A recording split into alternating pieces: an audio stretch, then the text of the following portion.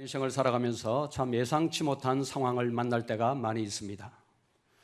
여러분 다 그런 경험을 하고 사셨죠? 참 예상치 못한, 내가 원하지 아니하는 그런 상황들을 만날 때가 참으로 많다는 것입니다.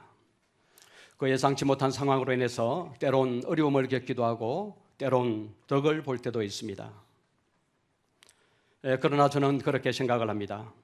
우리가 인생길에서 많은 변수를 경험하지만은 믿음으로 사는 사람에게는 좋은 일, 나쁜 일이 따로 없다고 생각을 합니다.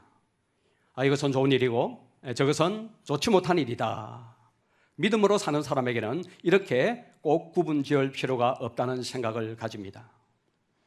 로마서 8장 28절 말씀을 여러분 잘 알고 계시죠? 하나님을 사랑하는 자, 곧 그 뜻대로 부르심을 입은 자들에게는 모든 것을 합력하여 선을 이루느니라, 그렇게 말씀해 주셨습니다. 하나님을 사랑하는 자입니다. 그 뜻대로 부르심을 받은 하나님의 백성들, 즉 믿음으로 살아내는 하나님의 백성들에게는 좋은 일, 나쁜 일 따로 없다는 것입니다. 왜 그렇습니까, 여러분? 모든 것을 합력해서 하나님은 우리에게 유익하게 하시고 선을 이루어 가시는 분이시기 때문에 그렇다는 것입니다. 그러니까 여러분들에게 저는 부탁해요. 여러분들이 인생길을 걷다가 어려움을 만날 때 좌절하거나 낙심할 필요가 없다는 겁니다. 이 풍랑이 있는 하에서 더 빨리 갈 줄 믿고, 이 어려움으로 인해서 하나님께서 더 유익한 길로 인도하실 줄로 믿고 오히려 감사함으로 받아내는 우리 모든 성도님들 되시기를 주님의 이름으로 축원을 드립니다. 우리가 지난 주일 설교에서 마가 요한 보았습니다.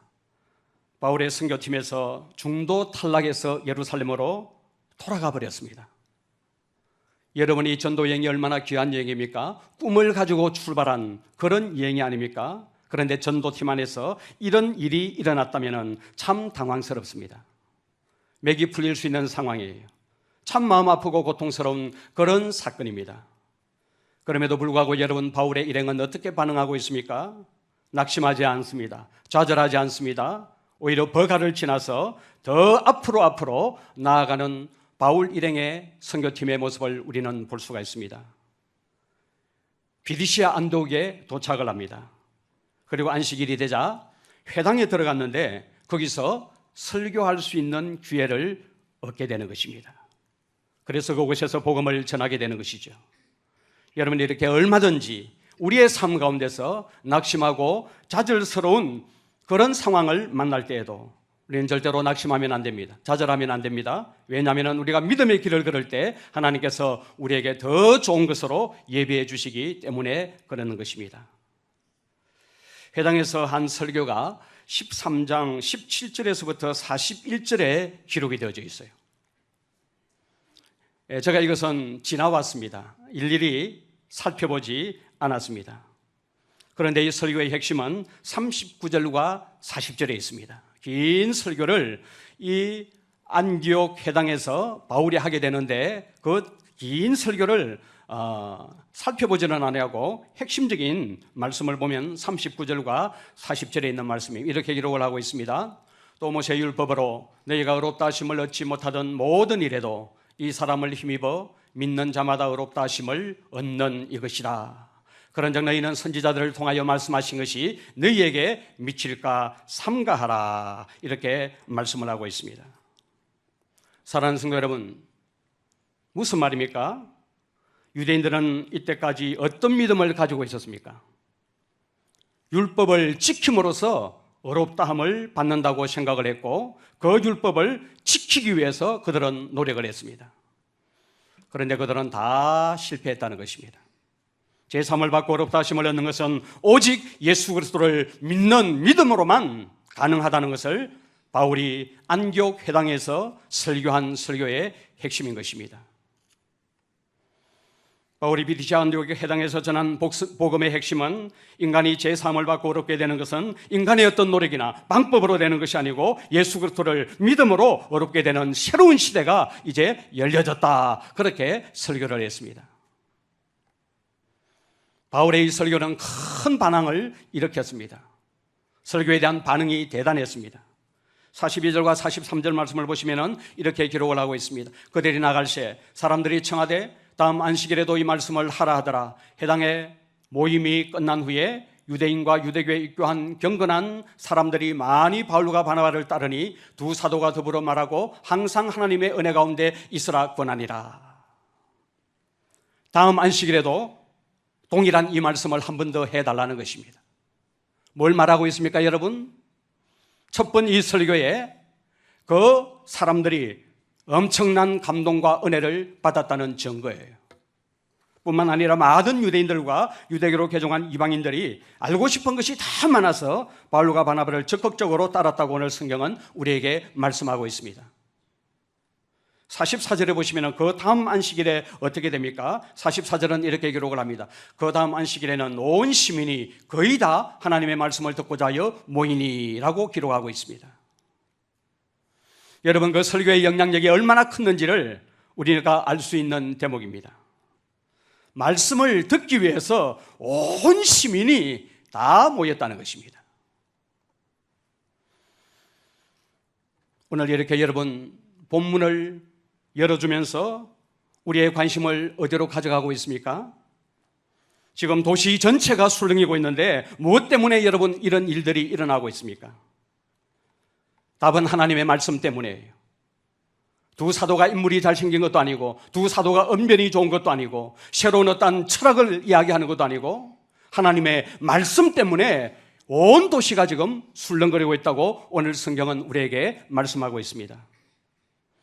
이 오늘 본문에서 반복해서 나오는 단어가 있습니다. 그것이 바로 하나님의 말씀입니다. 42절에 나오고 44절에 나오고 46절에 나오고 48절에 나오고 49절에도 거듭 반복해서 이 하나님의 말씀이라는 단어가 나타나고 있습니다. 바울의 설교를 다 듣고 나서 여러분 그 도시에 일어난 일이 무엇입니까? 하나님의 말씀에 대한 갈급함이 각 사람들 마음속에 생겨났다는 것입니다. 설교가 참 은혜스럽다 이렇게 할 때 은혜스럽다는 말의 의미가 여러분 무엇인가요? 여러분들은 설교가 참 은혜스럽다고 말할 때 어떤 의미를 가지고 그렇게 말씀을 하십니까? 만약에 누군가가 저에게 이것을 묻는다면 저는 오늘 본문에 있는 말로 대답할 용의가 있습니다. 사람들의 모든 관심이 하나님의 말씀에 초점이 맞추어지는 것입니다. 말씀에 대한 갈급함이 생기고 말씀을 사모하게 됩니다. 말씀을 듣고 또 듣고 싶은 거예요. 이게 진짜 우리가 은혜 받은 증거라는 것입니다. 하나님의 말씀을 듣고 은혜 받은 그 백성들이 그 다음 안식일에는 온 시민이 다 하나님의 말씀 앞에 모여서 하나님의 말씀을 듣더라라고 오늘 성경은 우리에게 말씀을 하고 있습니다. 바울의 처음 설교로 충격을 받은 사람들이 다음 안식일에도 모이는데 하나님의 말씀을 듣기 위해서 모인 것입니다. 여러분, 설교자가 하나님의 말씀을 정확하게 설교를 하고 청중이 그 하나님의 말씀을 정확하게 들으면 어떤 일이 일어나야 정상일까요? 말씀에 대한 사모함이 생겨나야 정상입니다. 말씀에 대한 갈급함이 생겨나야 정상이라는 것입니다. 그 모습을 우리는 오늘 이 본문의 말씀을 통해서 보고 있는 것입니다. 그래서 저는 은혜가 있고 은혜가 없고의 기준을 말씀에 대한 사모함과 갈급함으로 보고 있습니다. 저분이 교회 봉사를 열심히 한다, 교회 활동에 적극적으로 참여한다, 물론 이것도 저분의 은혜 받은 증거라고 볼 수가 있겠지만은 진짜 은혜 받은 증거의 바로메타는 하나님의 말씀에 대한 사모함이 있느냐, 하나님의 말씀에 대한 갈급함이 있느냐, 하나님의 말씀이 증거될 때 얼마나 그 말씀을 사모하고 집중하여 그 말씀을 하나님의 말씀으로 받느냐, 여기에 있다는 것을 저는 생각을 합니다. 우리 부모님의 세대들은 참 문맹자들이 많이 있었습니다. 그를 모르는 부모님들이 많이 있었습니다. 그런데 여러분, 그렇게 하나님의 말씀을 사모하다가 그를 깨쳐버리는 것입니다. 그를 전혀 몰랐는데 하나님의 말씀을 읽고 싶어서 그 말씀의 사모함, 그 말씀에 대한 갈급함 때문에 그를 깨쳐버리는 것입니다. 그를 몰랐던 분들이 말씀을 너무너무 사모하다가 그를 깨쳐버리는 거예요. 저와 여러분들에게는 이런 사모함이 있습니까? 오늘도 여러분, 하나님의 말씀을 내가 듣기 위해서 하나님 앞으로 나아간다, 그리고 이 하나님의 말씀에 집중해야지 사모함으로 갈급함으로 이 하나님의 말씀을 받고 계십니까? 그러면 여러분들은 은혜가 있는 사람이라고 저는 말씀을 드릴 수가 있습니다. 사랑하는 성도 여러분, BDC 안독에서 말씀의 역사가 일어나고 있다는 것을 우리는 주의 깊게 보아야 합니다. BDC 안독에서 여러분 말씀의 역사가 왕성하게 일어나고 있다는 것을 우리는 눈여겨보아야 합니다. 하나님의 말씀이 살아서 지금 역동적으로 역사하고 있는 것입니다. 여러분, 하나님의 말씀은 인간의 본질적이고 근원적인 문제를 다루는 유일한 도구입니다. 이 땅에 여러분 어떤 것도 사람의 본질적인 문제를 다루는 것은 없습니다. 철학이 있고 과학이 있고 사회학이 있고 심리학이 있고 많은 학문이 있지만은 이런 학문들이 인간의 본질적인 문제를 다루지 않습니다. 다 부차적인 문제들만 다룹니다. 그 어느도 여러분 사람의 본질적인 문제를 다루는 것은 없어요.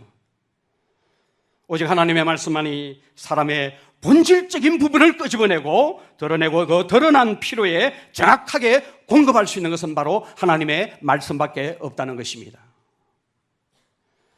사람들은 이 땅을 살다가 죽는 것으로 다 끝난다고 생각을 합니다. 사람들은 눈으로 보는 이 세계가 전부라고 생각을 합니다. 그러나 여러분, 성경은 우리에게 뭘 말하고 있습니까? 영원한 세계가 있고 영원한 생명이 있고 영원한 죽음이 있다는 것을 말씀하고 있습니다. 예수님은 여러분 이 죽음, 이 사망의 권세를 이기고 부활하셨습니다. 예수님의 부활이야말로 우리에게 영원한 생명이 있다는 것을 가르치는 가장 중요한 교훈이라고 생각을 합니다. 여러분, 이러한 영원한 생명을 결정짓는 것이 무엇입니까? 그것은 바로 죄의 문제입니다. 성경은 사람의 가장 본질적인 필요가요, 세상 사람들은, 하나님 모르는 사람들은 잘 먹고 잘 사는 것, 배불리 먹는 것, 복지, 이것이 사람의 본질적인 필요라고 생각을 하지만은, 그러나 성경은 사람의 본질적인 필요는 우리가 잘 먹고 잘 사는 그것이 아니라 바로 죄의 문제를 해결하는 데 있다고 말씀하고 있습니다. 성경은 분명히 우리에게 말씀합니다. 죄의 싹은 사망이다, 그렇게 말씀을 하고 있는 것입니다. 영적으로 죽게 되고 육체적으로 죽게 되고 영원한 하나님과의 단절을 가져오는 것이 바로 죄라고 말씀을 하고 있는 거예요. 여러분, 죄의 문제를 해결하지 않고는 결코 인간은 행복할 수가 없는 것입니다. 아무리 잘 먹고 잘 살아도 죄의 문제가 해결하지 아니하고는 결국은 인간은 한계를 뛰어넘지 못하고 좌절하고 꺾임당하고 불행에 빠질 수밖에 없다는 것이 오늘 성경의 지적입니다. 여러분, BDC 안디옥에서 행한 바울의 설교를 보면 우리가 분석을 해보지 않았지만 분석한 저 입장에서 보면은, 자, 어떻게 설교하고 있습니까? 너희들이 예수를 믿으면 복을 받는다. 너희들이 예수를 믿으면 잘 된다. 꼬였던 일들도 다 풀린다. 벽에서 고침을 받는다. 그것이 설교의 주제가 아니었습니다. 바울은 결코 이렇게 설교하지 않았습니다. 모든 인간은 죄인이며 이 죄 때문에 하나님 앞에 어렵다함을 받을 수도 없고 하나님의 백성이 될 수 없다. 그렇게 바울은 설교의 포문을 열고 있는 것을 보게 됩니다. 그러므로 이 죄의 문제를 해결하기 위해서 하나님이 한 사람 구주를 세우셨는데 그 사람이 바로 다윗의 후손으로 오신 예수 그리스도, 그분이시다라고 말씀하고 있습니다. 누구든지 이 사람을 힘입어서 믿는 자마다 어렵다함을 받을 수 있다. 이것이 여러분 바울이 비디시아 안디옥 회당에서 행한 설교의 핵심이요 복음의 본질입니다. 저와 여러분들의 관심은 어디에 있습니까? 주변의 사람들을 바라보면서 정말 바울이 사람들을 보는 것처럼 이런 관점을 여러분들은 가지고 계십니까? 죄의 문제를 전혀 인식하지 못하고 지옥이 있고 천국이 있는 것을 모르고 그냥 이 땅에서 잘 먹고 잘 사는 것을 인생 최대의 목표로 살아가고 있는 여러분들의 가족과 주변 사람들을 정말 바울의 이 심정을 가지고 안타까워하는 마음으로 여러분들은 바라보고 계십니까? 우리 역시 본질적인 관심으로부터 점점 멀어지고 있습니다. 복지가 강조되고 있고 잘 먹고 잘 사는 것이 인생 최대의 목표라고 그렇게 생각하고 있는 이런 분위기 속에서 우리 역시도 이 본질적인 관심으로부터 점점 멀어지고 있는 모습을 발견하게 됩니다. 성도들도 로또 1등 당첨한 사람들을 부러워합니다. 어떻게 하면 이 땅에서 잘 먹고 잘 사는 것에 모든 관심들이 다 집중되어져 있습니다. 많은 성도님들이 성경을 매개로 하는 성도들의 교제 속에서도 재테크 이야기가 주류를 이루고 있다는 이야기를 들었습니다. 돈 때문에 여러분 신앙생활이 되지 않고 있습니다. 돈 때문에 양심을 다 팔아먹어버립니다. 오직 돈 모으고 돈 버는 일에만 마음이 다 빼앗겨져 있습니다. 여러분, 이 하나님의 말씀은, 이 하나님의 복음은 죄를 다룹니다. 사람들의 본질적인 필요를 다룹니다. 그런데 우리는 본질적인 필요보다도 다 부차적인 필요에 목을 메고 있는 것입니다. 2000년 전에도 마찬가지입니다. 그래서 예수님께서 제자들에게 설교하시면서 뭐라고 설교했습니까? 무엇을 먹을까? 무엇을 입을까? 무엇을 마실까? 염려하지 말라는 거예요. 이는 다 이방인들이 구하는 것이라고 일침을 놓는 설교를 예수님께서 제자들에게 하신 것을 보게 됩니다. 여러분이 하나님의 말씀이 이렇게 능함에도 불구하고 말씀의 놀라운 역사와 능력을 경험하지 못하는 것은 우리가 다 현실적인 필요에만 민감하게 살아가고 있기 때문이다. 저는 그렇게 생각을 합니다. 여러분들은 매 삶 속에서 하나님의 말씀의 능력을 체험하고 계십니까? 하나님의 말씀의 역사를 경험하고 계십니까? 그렇지 못하다면 우리의 관심이 영적인 것보다도, 제일 문제보다도 오히려 이 육신적인 것, 눈으로 보이는 것, 이 세상에서 잘 먹고 잘 살고 있는 이것에 집중하고 있다는 증거입니다. 바울은 여러분 탁월한 설교가예요. 남다른 설교자입니다. 그러나 여러분, 성경은 놀랍게도 그 설교자에게 초점을 전혀 맞추지 않고 있습니다. 오늘 본문에 바울이 설교를 탁월하게 잘했다 이렇게 말하는 것이 없습니다. 오직 하나님의 말씀에 초점과 중심을 가져가고 있는 저자의 의도를 저는 보고 있습니다. 이런 말씀의 역사가 일어날 때 여러분 어떤 일이 일어나고 있습니까? 44절과 45절 말씀은 이렇게 기록을 하고 있습니다. 44절과 45절, 그 다음 안식일에는 온 시민이 거의 다 하나님의 말씀을 듣고자 하여 모이니 유대인들이 그 무리를 보고 뭐가 가득하여요? 시기가 가득하여 바울이 말한 것을 반박하고 비방하거늘. 여러분, 말씀의 역사가 일어나니까요, 시기하는 무리가 생겨나는 거예요. 여러분, 교회사를 연구하고 읽어보면 언제나 이런 일들이 있어 왔습니다. 하나님의 말씀이 강력하게 역사를 하면 교회 안도 마찬가지고 교회 밖도 마찬가지고 교회 안팎에서 시기하고 비방하는 자들이 등장을 하게 되는 것을 보게 됩니다. 여러분, 시기하는 이유가 뭐라고 분석을 할 수가 있을까요? 첫 번째는, 시기하는 이유는 거릇된 경쟁심 때문이라고 저는 생각을 합니다. 시기하는 유대인들은 자기들이 하지 못하는 것을 바울이 하는 것을 보면서 그릇된 시기심이 생겨난 거예요. 자신들이 오랫동안 이 해당을 들락날락하면서 사람들을 가르쳐왔지만 이런 일은 전혀 본 적이 없는 거예요. 이렇게 많은 사람들이 말씀 앞에서 모여서 말씀을 듣고 그 말씀 앞에서 쪼개어지고 무너지고 은혜 받고 감동받고 하는 이런 놀라운 역사를 그들은 본 적이 없었던 것입니다. 그래서 이러한 모습을 보면서 그들의 마음속에 시기심이 생겼고 견딜 수 없는 마음이 생겨나게 된 것이죠.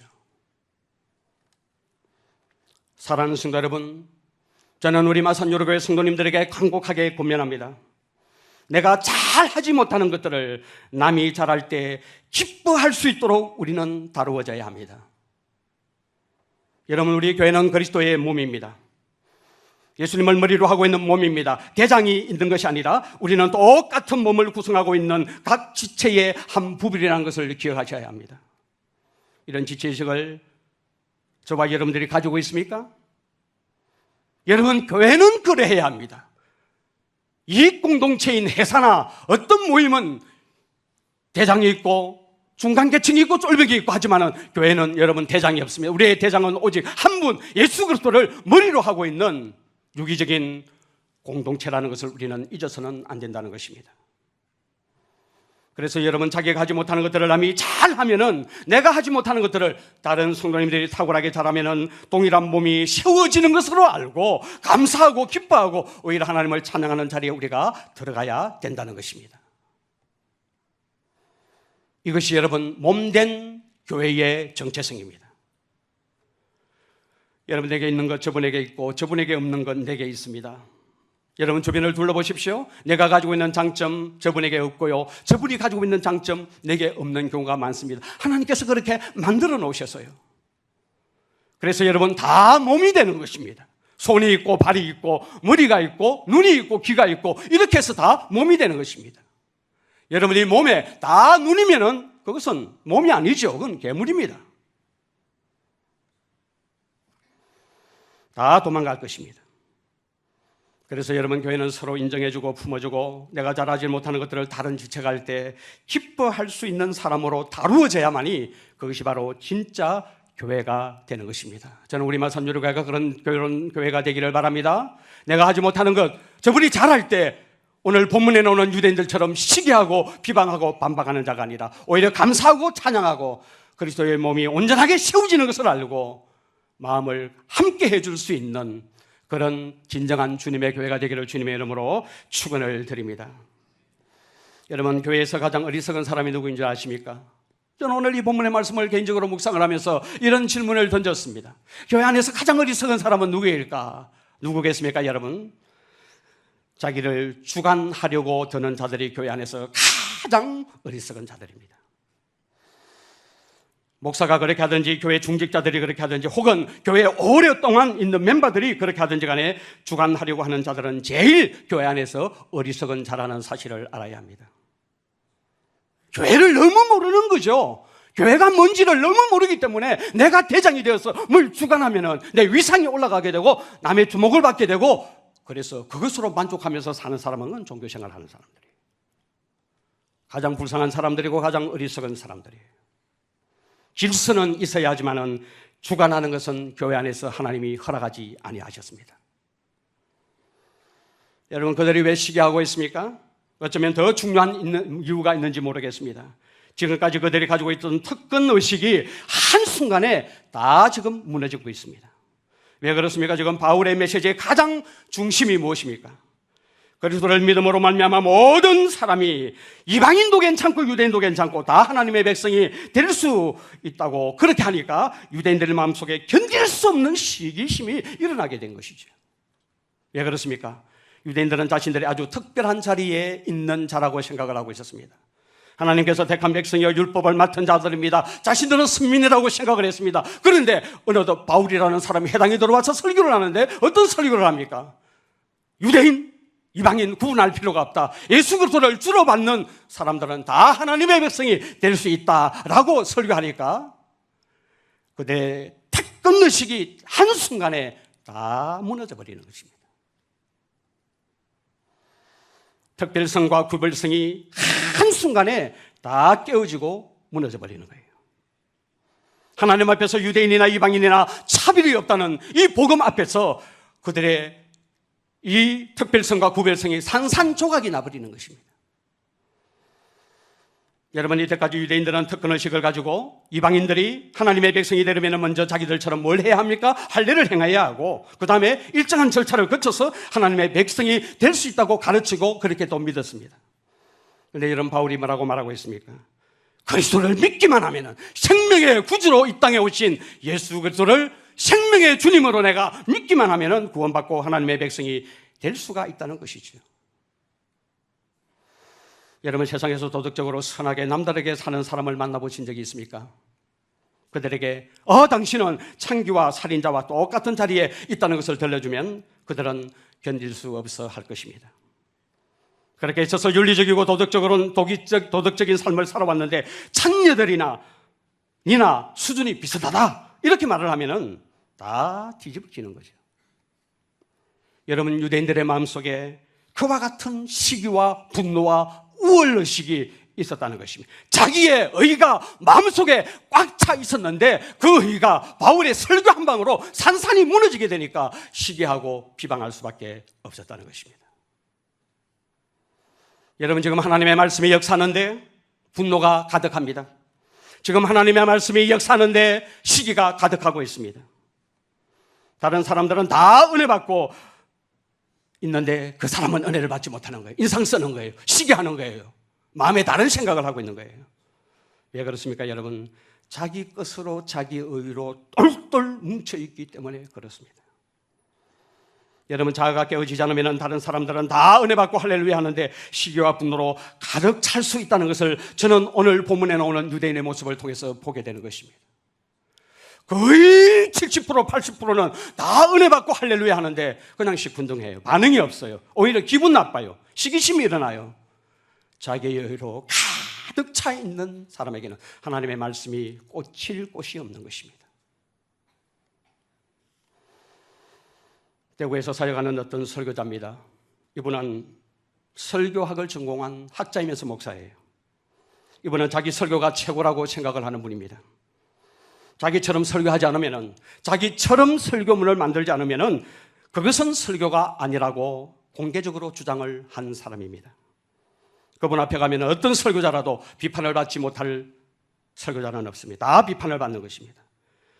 여러분, 자기만이 가지고 있는 그 특수성이 남을 비판하고 비난하고 나중에는 결국은 그 사람 스스로를 죽이게 만들더라고요. 영역이 다 사라지고 그 설교가 무기력한 설교가 되어버리는 거예요. 사랑하는 여러분, 우리 교회에 특별한 것이 있습니까? 저와 여러분들의 삶 속에 남달리 가지고 있는 어떤 특수한 것이 있습니까? 여러분, 특별하게 세운 것은 그것을 가지고 남을 숨기고 이웃을 숨기고 교회를 숨기라고 주신 하나님의 선물인 줄로 믿으시기를 바랍니다. 사랑하는 성도 여러분, 은혜 받은 증거가 뭘까? 은혜 받은 증거가 뭐예요, 여러분? 오늘 저와 여러분들은 주님을 어떻게 믿고 계십니까?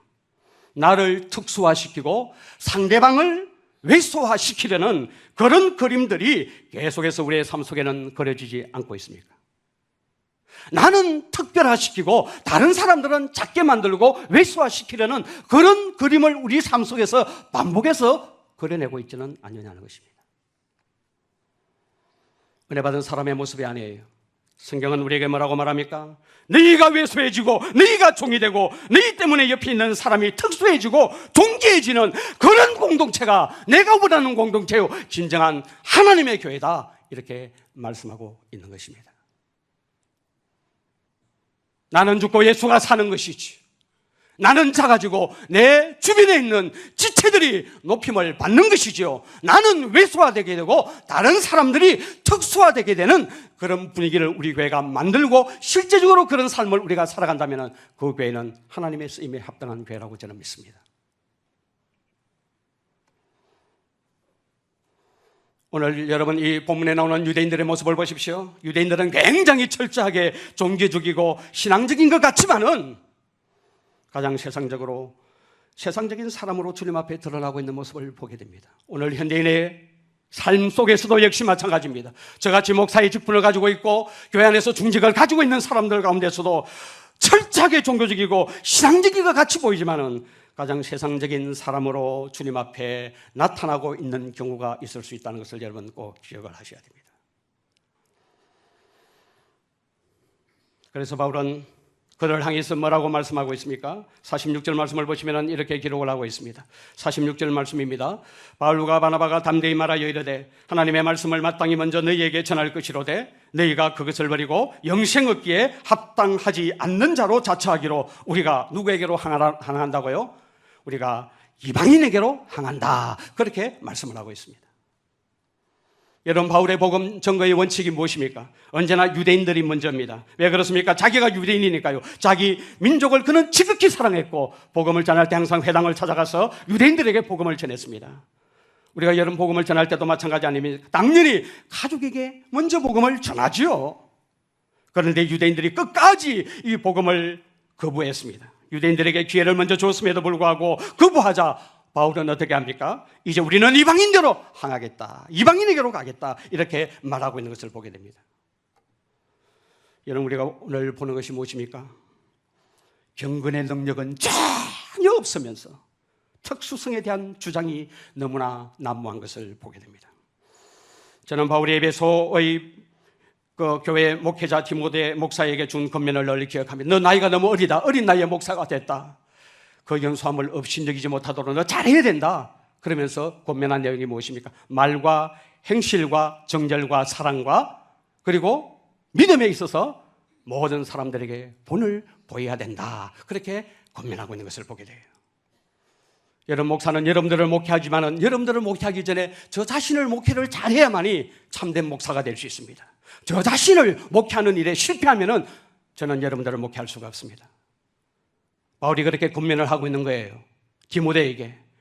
너 어린 나이에 목사가 되었는데 연수함을 업신여기지 못하도록 하기 위해서 말과 행실과 믿음과 사랑과 정결에 있어서 모든 사람들에게 본을 보여야 된다. 목사 되었다는 그것 가지고 목회가 된다는 것이 아니에요. 목사이기 전에 경건의 능력을 갖출 것을 말하고 있는 것이지. 여러분, 특권 의식만 가지고 실제적인 경건의 능력은 하나도 없으면서 지 운운하고 자리 운운하는 것 때문에 여러분 교회가 힘을 쓰지 못하고 교회가 어려움을 당하는 것을 저는 많이 보아왔습니다. 우리가 복음의 도구로 쓰임받으려면 다 깨어져야 합니다. 그래야 여러분 능력이 나타나게 되고 역사가 나타나게 될 줄로 믿습니다. 촛대가 여러분 이방인에게로 옮겨집니다. 저는 교회의 역사를 배우면서 촛대가 옮겨지는 것을 여러 번 보았습니다. 우리가 지금 사도행전 말씀을 계속해서 우리가 강의하고 있지 않습니까? 예루살렘 교회가 여러분 그렇게 오래 쓰임을 받지 못합니다. 안디옥 교회가 여러분 그렇게 오래 쓰임을 받지 못, 약 200년 정도 쓰임을 받습니다. 영국 교회가 여러분 약 200년 쓰임을 받았습니다. 미국 교회가 여러분 약 200년 정도 쓰임을 받았습니다. 한국에 여러분 복음이 전래된 지가 130년 역사를 가지고 있습니다. 이제 200년이 되려고 하면은 70년 남아 있습니다. 여러분 70년까지 가겠습니까? 70년까지 우리 한국 교회가 과연 이 부흥의 파도를 계속해서 탈 수가 있겠느냐는 것입니다.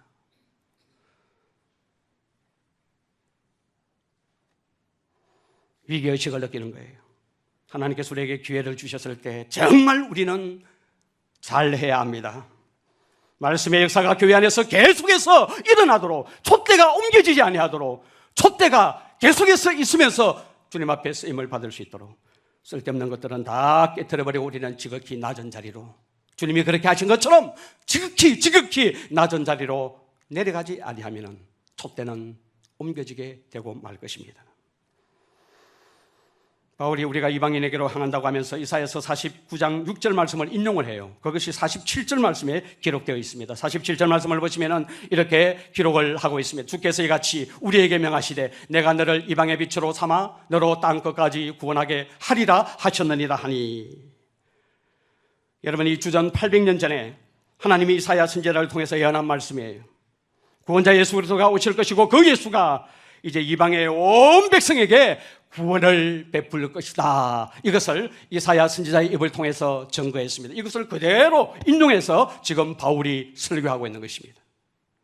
여러분의 말씀이 선포되자 여러분 어떤 일이 일어나고 있습니까? 48절 말씀을 보십시오. 이렇게 기록하고 있습니다. 이방인들이 듣고 기뻐하여, 당연하죠, 기뻐할 수밖에 없죠. 이제 이 복음이 온 이방 세계에 증거되고 구원받는다고 하니까 얼마나 기뻐하겠습니까? 기뻐하여 하나님의 말씀을 찬송하며 영생을 주기로 작정된 자는 다 믿더라. 이방인들이 여러분 듣고 기뻐해요. 800년 전에 이미 하나님께서 약속을 해 놓았습니다. 이 약속을 말씀으로 보정받자 기쁨이 충만하여서 하나님의 말씀을 찬송하는 역사가 일어나고 있는 것입니다. 여러분, 48절에서 제가 주목하는 것 하나가 있습니다. 뭡니까 여러분? 48절 말씀을 보시면 맨 나중에 나오는 말씀이 영생을 주시기로 작정된 자는 다 믿더라라는 이 말씀입니다. 여러분, 이방인들이 믿는 그 믿음, 그 이전에 뭐가 있었다고 성경은 말씀하고 있습니까? 바로 하나님의 작정하심이 있었다는 것입니다. 이 엄청난 역사의 이면에는 하나님이 계셨다는 것입니다. 사람의 역사가 아니라는 것입니다. 사람에게 초점을 맞추지 말라는 것입니다. 하나님께서 작정하신 자들이 다 믿게 되어 있는 것입니다. 사람들의 어떤 결단이나 노력이나 수고가 있기 전에 하나님의 작정이 있었고 그 드러난 모든 일의 결과가 하나님이 먼저 일하셨다는 것을 성경은 초점을 맞추고 있는 것입니다. 그래서 바울은 고백하기를 내가 내된 것은 바로 하나님의 은혜로 말미암아 된 것이다라고 그렇게 고백을 했습니다. 사랑하는 성도 여러분, 율법은 복음이 아니에요. 복음은 율법이 아니에요.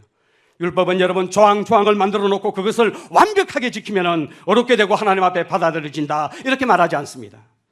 그렇게 할 수 있는 사람은 또한 이 세상에 아무도 없습니다. 율법을 완벽하게 지켜낼 수 있는 사람은 아무도 없습니다. 그래서 이미 우리가 살펴본 39절 말씀에 바울이 뭐라고 설교했습니까? 모세의 율법으로 너희가 의롭다 하심을 얻지 못하던 모든 일에도 모세의 율법으로는 완벽하게 지켜낼 수도 없고, 모세의 율법으로는 우리가 구원받을 수도 없고, 모세의 율법으로는 우리가 하나님의 백성이 될 수도 없다라고 그렇게 말했습니다. 율법으로는 구원을 받을 수가 없다는 거예요. 하나님은 우리 인간이 의롭게 되는 다른 항방법을 주셨습니다. 예수 그리스도를 믿음으로 얻게 되는 의입니다. 39절 후반절 말씀을 보시면은 이 사람을 힘입어 믿는 자에게 의롭다 하심을 얻는 이것이라 이렇게 말씀을 합니다. 예수 그리스도를 믿음으로 하나님 앞에 의롭게 되는 것입니다. 구원받는 것입니다. 영생에 들어가는 것이 내 공로가 아니에요. 내 의가 아니에요. 내 노력과 내 수고가 아니에요. 율법이 할 수 없는 그것을 하나님께서 보내신 구속자 예수 그리스도께서 십자가로 이루어 놓으셨고, 십자가를 내가 믿기만 하면은 내가 하나님의 자녀가 되는 권세를 얻게 된다는 것이 바로 복음이요, 복음의 핵심이라는 사실입니다. 그런데 여러분, 놀라운 것이 무엇입니까? 영생을 주기로 작정된 자는 믿는다는 것입니다. 그러니까 여러분의 믿음까지도 하나님의 선물이요 은혜라는 사실을 말씀하고 있습니다. 하나님이 하신 것입니다. 저와 여러분들은 이 하나님의 먼저 일하심에 대해서 눈이 열려져 있습니까? 이거 가지고 여러분 한번 고민해 보시면서 묵상해 보신 적이 있습니까? 내보다 앞서서 먼저 일하신 하나님의 그 일하심에 대해서 여러분들이 눈이 열려 있느냐는 것입니다. 이 눈이 열려져 있는 사람에게는 자랑이 없습니다. 이 눈이 열려져 있는 사람에게는 자기의가 없습니다. 왜 그렇습니까, 여러분? 내가 하기 전에 주님께서 다 예비하셨고 주님께서 행하셨기 때문에 그렇습니다. 그런데 여러분, 안타까운 것은 복음만큼 자아를 깨트려주는 진리가 없음에도 불구하고 오늘날 놀라울 정도로 유대인에게서나 찾아볼 수 있는 자기의가 수많은 신앙인들 속에 발견되는 것은 저는 엄청난 아이러니라고 생각을 합니다. 우리 하나님께 딱 초점을 맞추어야 합니다. 사랑하는 성도 여러분, 은혜로 택함을 받은 사람은 그 은혜의 눈을 떠야 합니다. 은혜의 사람으로 살아가야 합니다. 남을 정죄하고 판단하는 사람이 아니라 하나님의 아버지의 마음을 회복해서 사랑하고 섬기며 죽어가는 저 영혼을 위해서 눈물로 기도할 줄 아는 그 사람이 하나님의 은혜를 체험한 사람이고 하나님의 은혜를 아는 사람이다, 그렇게 말씀을 드릴 수가 있습니다. 여러분, 은혜로 택함을 받은 사람에게는 원수가 있을까요? 아내가 원수가 될까요? 남편이 원수가 될까요? 여러분들이 거래관계 속에서 맺혀진 그런 좋지 못한 관계, 그것이 원수가 되지 않습니다. 은혜로 택함을 받은 사람들에게는 원수가 없습니다. 모든 것을 다 받아낼 수 있습니다.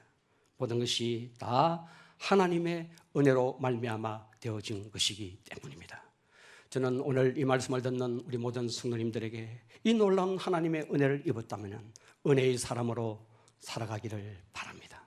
품어주고 안아주고 두들겨주고 내 노력과 내 의지와 내 힘성과 예심을 통해서 이루어진 것이 아니라 먼저 하나님의 일하심에 대한 눈이 열려져서 이 모든 것이 다 하나님의 은혜로 말미암아 된 것입니다라는 고백과 동시에 우리의 삶이 지극히 낮아져서 낮아짐의 삶을 살아가는 이것이 은혜 받은 사람들의 참된 삶의 증거라고 저는 믿습니다. 원수가 없어야 합니다. 적이 없어야 합니다. 모든 것을 다 품어줄 수 있는 사람이 바로 하나님의 은혜에 합당한 삶을 살아내는 사람이라고 믿습니다. 이런 하나